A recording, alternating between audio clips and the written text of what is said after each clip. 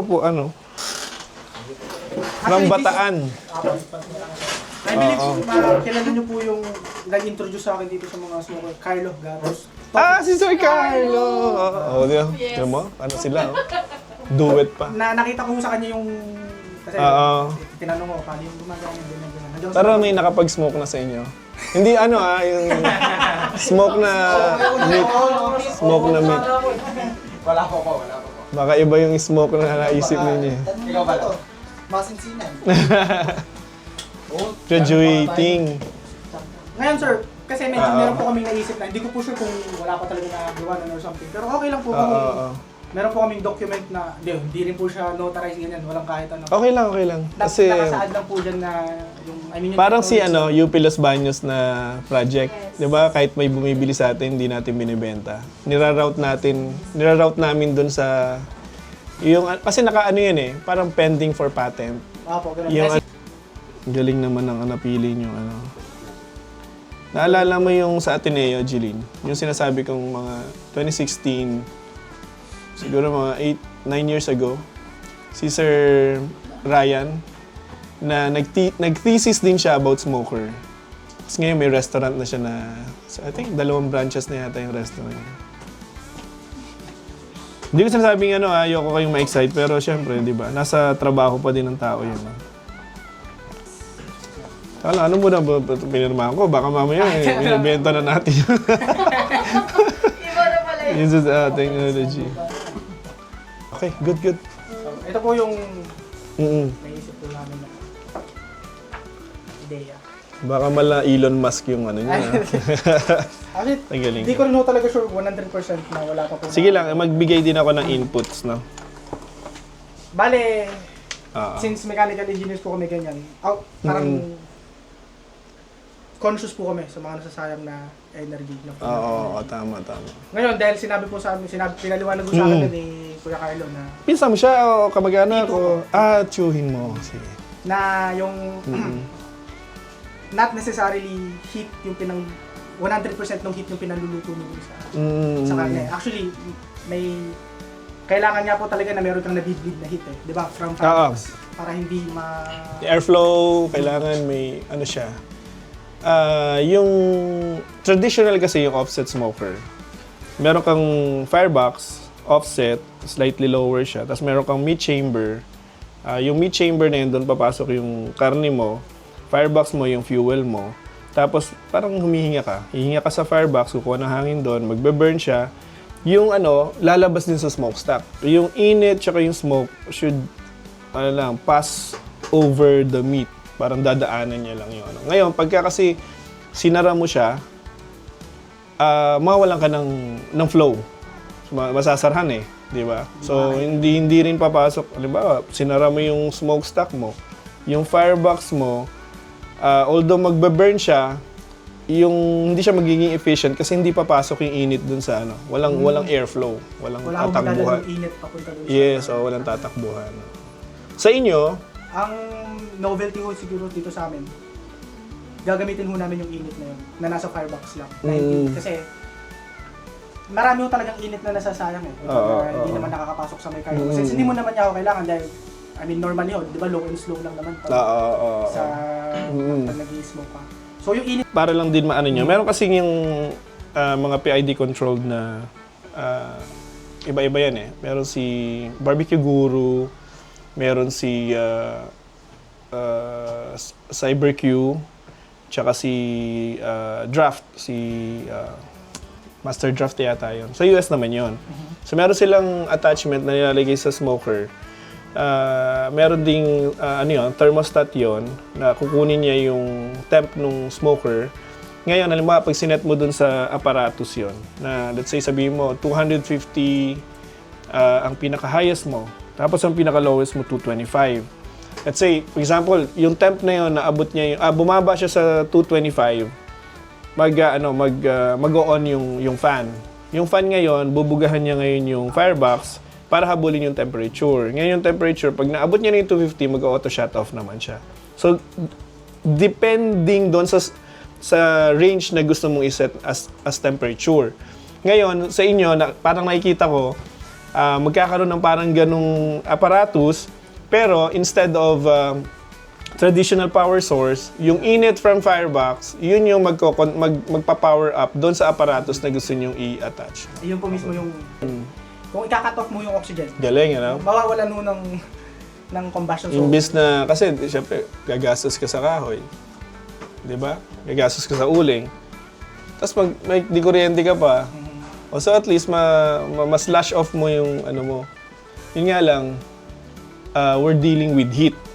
So kailangan yung apparatus na yun, tsaka yung magiging ano nyo, protected siya doon sa ipoproduce na init ng firebox, no?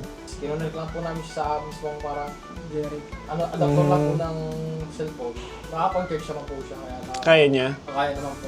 Kasi ang alam kong konsepto nyo earlier, sabi nyo, yung nawawalang init niya. Di ba? So, kasi dito, yes, magpo-produce siya ng init, pero most pa din ng lumalabas na init nasa smokestack. Kasi yun yung parang wasted na ano mo, di ba? Ngayon, ang possible, pwede kang mag-harness dito at the same time din doon sa lalabasan niya, di ba? Na init. Kasi yun talaga yung magdodraw sa kanya eh. Kaya siya, mapansin nyo, parang firebox, mid-chamber, tapos mas mataas yung smokestack. Kasi nga, oo, doon yung kukunin. Siya yung higop eh. So, pwedeng dito, pwede din doon. Ayun yung di na... Siguro slightly higher lang siya para hindi pa rin impede or hindi pa rin ma-obstruct yung paglabas ng init niya. Pwedeng ganon. So, mayroon ka na po-produce doon na ano, at the same time, So, para maging dito mas sa efficient kabila, ka. tapos meron ka na lang parang receiver nung dalawang ano na yun. Ang balak na ito yun. So, bali ang gagawin lang namin is yung smoker mismo.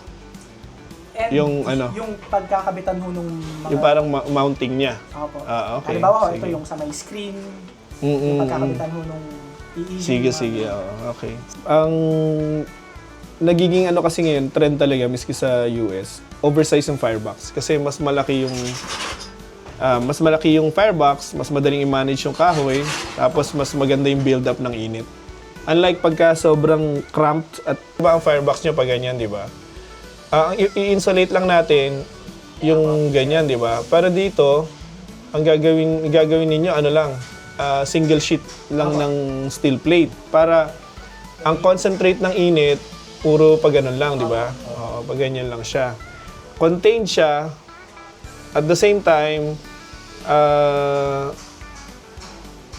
dapat yung firebox ninyo, kung gusto nyo talagang doon, i-contain din natin. Let's say ito yung side ng firebox ninyo, no? Yung takip ninyo, insulated din. I-insulate natin lahat yan. Pati yung likod nito, insulated siya. Insulated to. Tapos ang gagawin natin para sobrang efficient talaga, gagawa natin to ng valve. Valve lang gagamitin natin dito. Ngayon yung valve na yon, ano lang siya. Siguro mga 2 inch in diameter. Ito, naka-seal to. Maglalagay tayo ng seal dito. Ito, insulated. Yung side nyo, insulated din yan. Ilalim.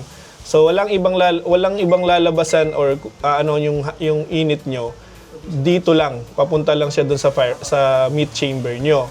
Ito, i-control lang siya na may valvula. Tapos yung apparatus nyo na magpo-produce, syempre may fan yon. Yung fan nyo, dito siya i-attach. Siya ngayon yung nag-iisang source ng hangin. So, syempre, di ba, meron kayo aparato na mag-o-open siya. Mag-on and off siya. Para doon sa blow fan niya, na nakadepende sa temperature nito, sa temperature ng loob ng meat chamber nyo, yun lang ang panggagalingan. Yun lang yung hangin na aasahan nung firebox mo. Walang lalabas na hangin na init dito, wala diyan kasi nga sealed to, naka-clamp lock, tas may sealant yung ano na yun, yung fan lang na yun ang magbibigay sa ng hangin. Parang pag ganyan siya, di ba? Ngayon, nandito yung fan mo. Ang magiging airflow niya pag ganyan eh. Pag ganyan siya eh. Parang pag gaganyan siya eh. Di ba? Ito yung meat mo, ito na yung great layer mo. Ngayon, wala siyang ibang lalabasan kundi ito lang. Wala ding ibang papasungan ng hangin kundi ito lang. Ganun lang siya. Gets nyo? Para yung ano nyo, mas magiging efficient talaga. Reliant siya dito, na ito naman, relying sa power dito na pinoproduce ng firebox mo. Pwede po kaya natin gawin na yung fan dito ay removable. For example, Removable yun. purist ka, halimbawa, gusto mo, kontrolado ko lahat. Walang technology, halimbawa. Pwede naman. Kasi ano yan, ang design, pwede naman ako napamunas, ano. Kasi ang design naman talaga ng traditional offset, pintuan lang talaga ang binubuksan eh. Okay, purahin ko na to. Parang ano lang siya. Kasi nakita nyo sa mga design namin pag ganyan, di ba? Kasi mga pure wood fire yan eh. Ako, meron pa Di ba? Nabubuksan to, tapos na si swivel to, di ba? Ako. Ngayon, pagka ganito kasi, ang daming possible na backdraft or yung backfire ng init eh, tsaka ng, yung alam nyo yun. So ngayon, kung halimbawa kasi i-deprive talaga natin siya, yung firebox ninyo, ang mangyayari, pag ganyan siya, nakasil yun. Nakasil siya talaga, nakalock siya. Pero kung gagamitin mo na siya for traditional offset, tatanggalin mo yung blower fan, magagamit mo pa rin yung valve na yon. Pero pag kulang ang hangin, bubuksan mo itong buong pintuan na to. Para normal lang naman. Iyon yung traditional. Pintuan. Oo, yun talaga ang pintuan. Ganun. Ito, inaabot ng binili ko dati. Drive blower, $59.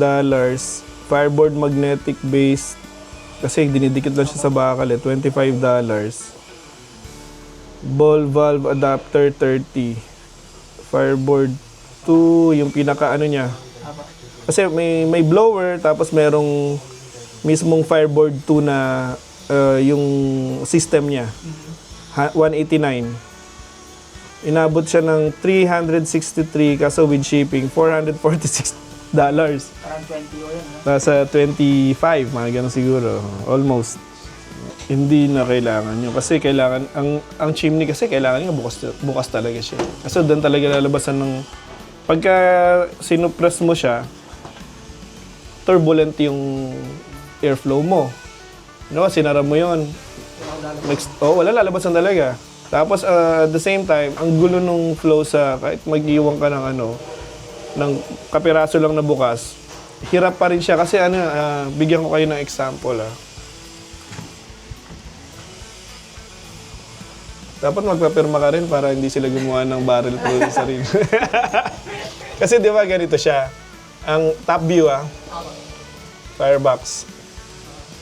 May ganyan ka, di ba? May heat collector ka dito bottleneck to Bottleneck yan. So itong part na to, magsisiksikan na yung init dyan Kasi bottleneck yan So ngayon, pagka niliitan mo pa yung, halimbawa, patayo naman tayo. Pag niliitan mo pa yung butas mo na yan, na obstructed na siya rito, or pinaliit mo na yung daanan niya, tapos maliit ka pa dito, ang gulo na dito niyan.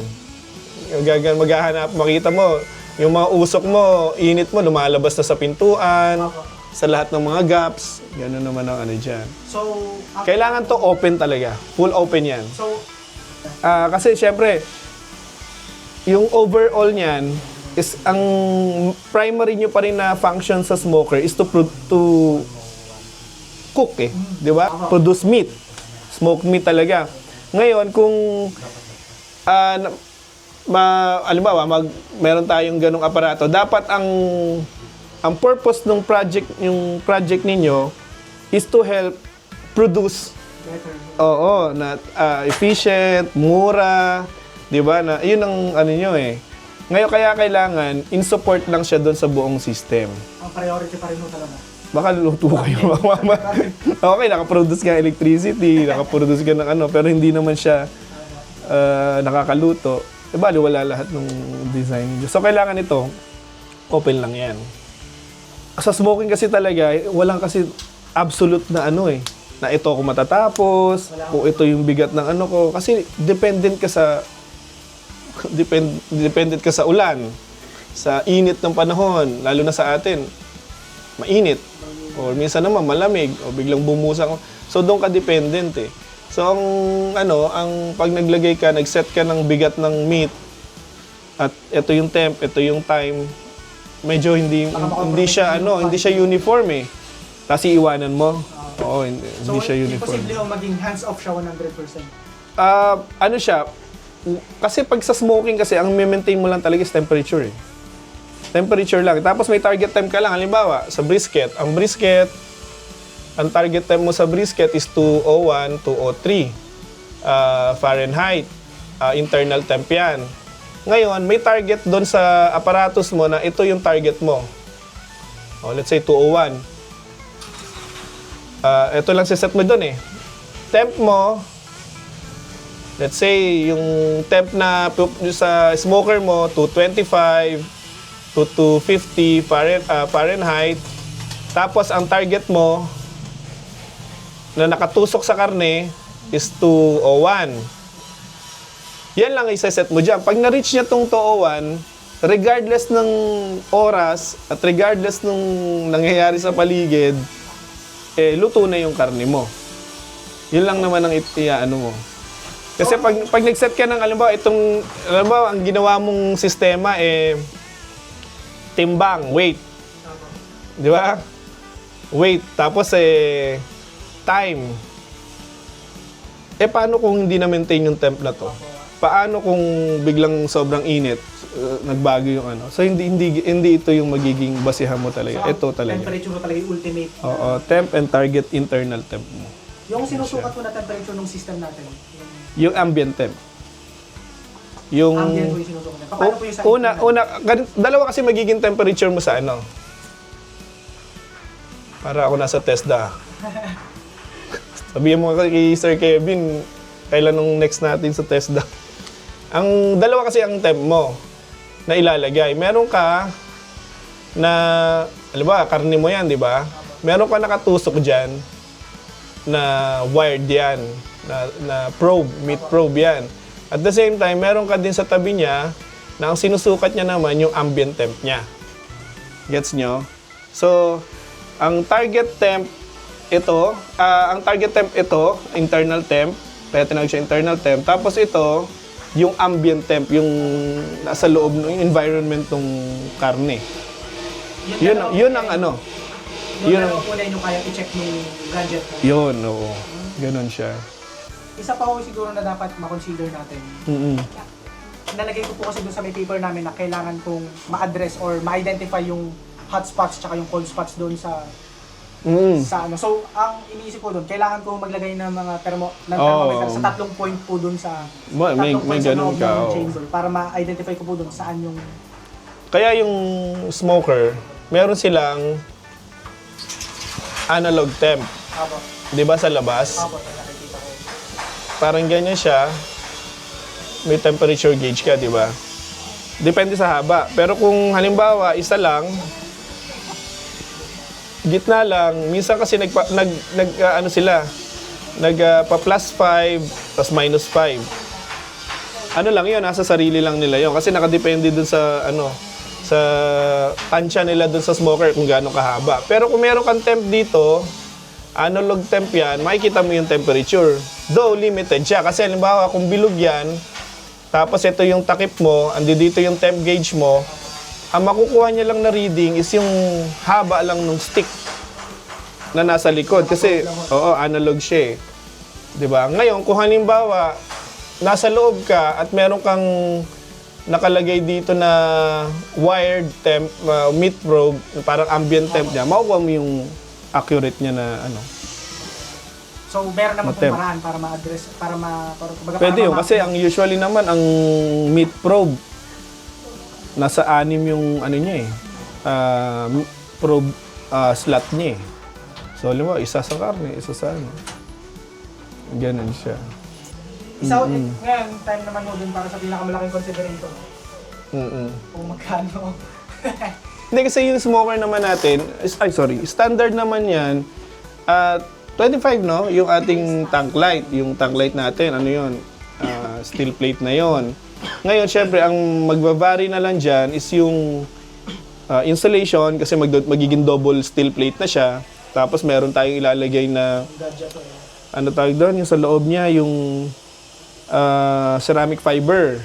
Kasi yun yung pang-insulate niya eh. Dalawang gilid, likod, pati yung pintuan. Yun ang ano, ang additional natin usually sa insulated, 5, di ba? So, add tayo ng 5. Tapos, yung siguro mga bracket na, wag na siguro yon. Kasi ano lang naman yun eh. Pwede natin gamitin na lang kahit yung mga scrap na lang dun sa pagpuputulan nung steel plate eh. Yun lang yung magiging ano. 25, let's say 25 plus 5, di ba? Sa 30 na yan. Wala na yung bracket nyo, free of charge na yon. Ano pa ba yung pwede, ano pa ba ibang ano, ilalagay? Wala naman na eh, di ba? Ano, mga seal, wag na yon, mga seal. Yung valve, yung medyo mahal din yun. Yung valve nasa 4.8 din yata yun, yung malaki. Meron ba tayo dyan? Meron ako sa... Kanila kasi gusto nila yung nababato din sa... So sana meron po kaming touch display o meron kaming display. Hindi so na analog, yung temperature natin, yung data, yung info galing dun sa Inkbird mo ba yun? Ay, ano? Oo, yung Fireboard yung ano nila. Pero hindi sila kasi touch ano eh. Usually keypad lang na ano eh. Touch, hindi siya yung touch screen. Kasi ang smoking talaga, greasy, madumi, ano mo yun, mainit. So syempre pagka ganun yung gagamitin yung materials doon, medyo maintenance, highly maintenance yung ano ninyo. Di ba? Mabuhusan lang ng ano yun, o mainitan lang yun. Baka sira na kay LCD ninyo. Ayos yan. Pero ano naman, ako nakikita ko kasi feasible eh. Yung gusto nilang mangyari kasi Nagkita-hilaan namin ng electric. lagi naman kasi nagsisimula sa problema eh. Ano yung kailangan mo i-solve eh. 'Di ba? Ayun yung yun yung magti-trigger sa iyo bakit mo gagawin tong isang project na to kasi doon may problema. Ano problema? May pellet smoker nga, kaso walang available na pellets. Tapos ang mahal pa nung pagpapatakbo nung kuryente mismo nung nung machine na yon. So ngayon kung eto ipe-present mo siya na okay, traditional siya na wood-fired pa din, na embers pa din, pero parang less consumption sa kuryente, sa ano. Kumbaga, may bibili, tingin ko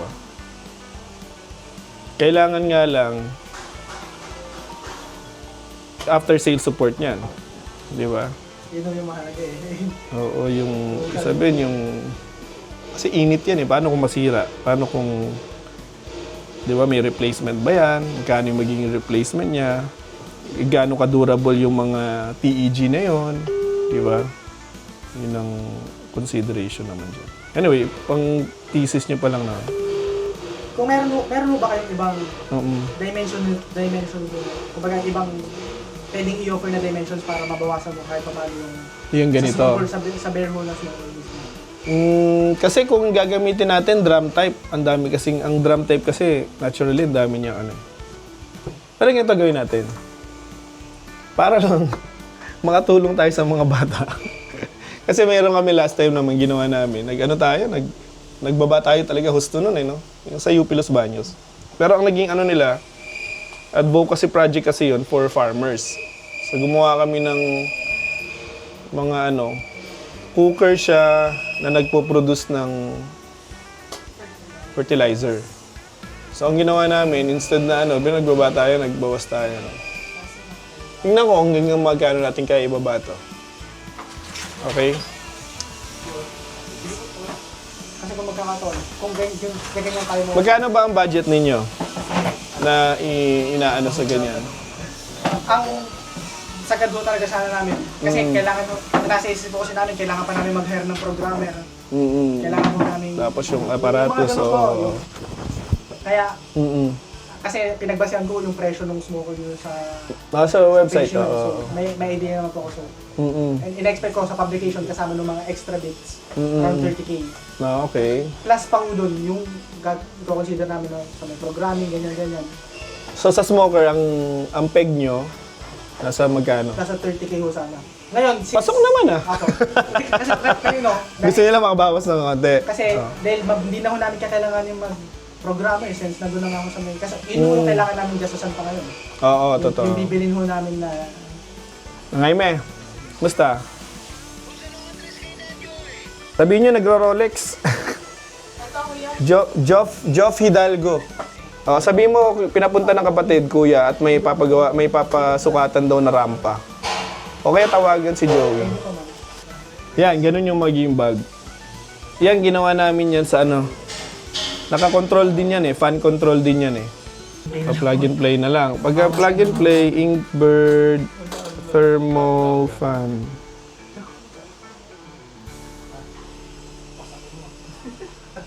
Oh, ba't electric pan lumabas? Ano yan? Hanabishi. Inkbird, ano ba yun? Blower. Ay, ito.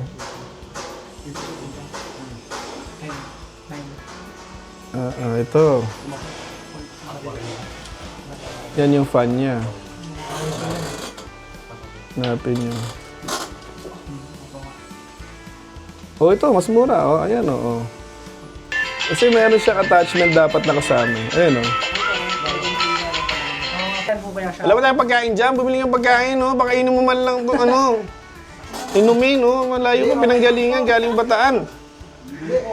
Yung... Hindi, nagpaparinig ng pansit kanto, paluto ka pansit kanto doon saan. Okay na po, yung burger po. Meron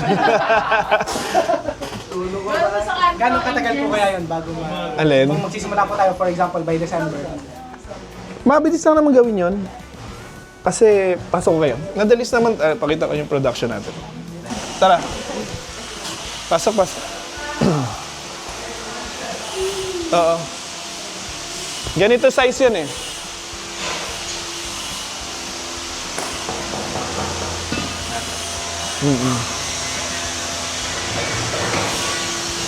Hello. Sige, tawagan ka.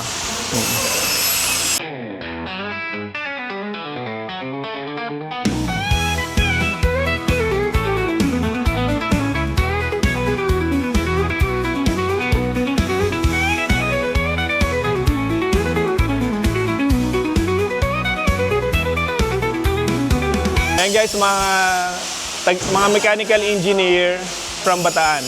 Yan. So nandito sila for their thesis. Gagawa sila ng kakaibang smoker. Ayan. So maganda yung konsepto nila. So nagbigay lang tayo ng input sa kanilang gagawin.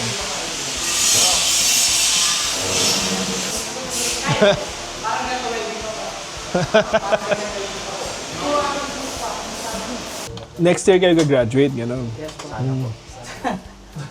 Good.